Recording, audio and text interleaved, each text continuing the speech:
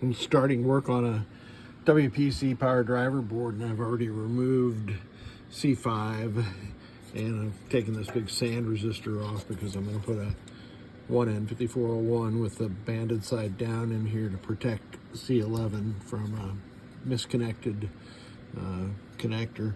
I've already removed C4, so put one in there too.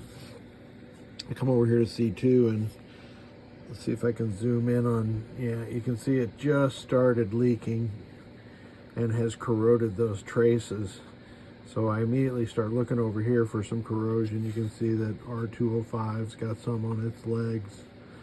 The rest of those are probably okay.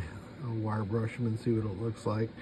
And then I start looking south of C2 and I look at C1. Holy cow, look at those the mean greenies, the blue-green meanies. So that chip's gonna have to come out and clean up those traces and then socket and put a new chip in. You might think, can you clean the legs of that 74 LS 374? No. Well, you can, but you don't know that the corrosion has not infiltrated into the chip carrier, the plastic part there. So it will try, but we need to get rid of that chip and the corrosion around it. There's a few dots. This is corrosion right here. So I'm going to scrape that and sand that with my fiberglass pencil, and we will be back.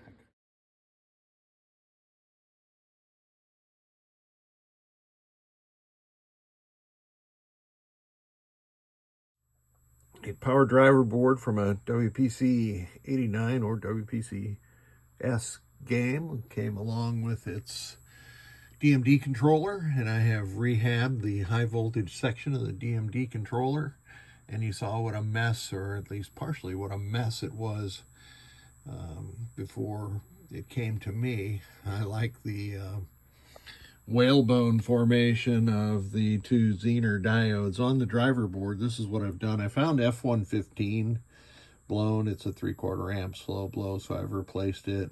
And afterwards I found Q32 was shorted and it was causing solenoid 24 to stay lit. So let's put both boards into test.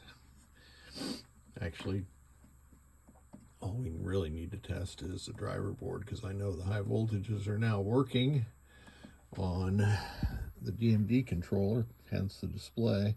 But I also did measure those voltages. And good news, the voltages on that board are the lower of the pairs of high voltages that Williams boards exhibit. It was -112 and -100.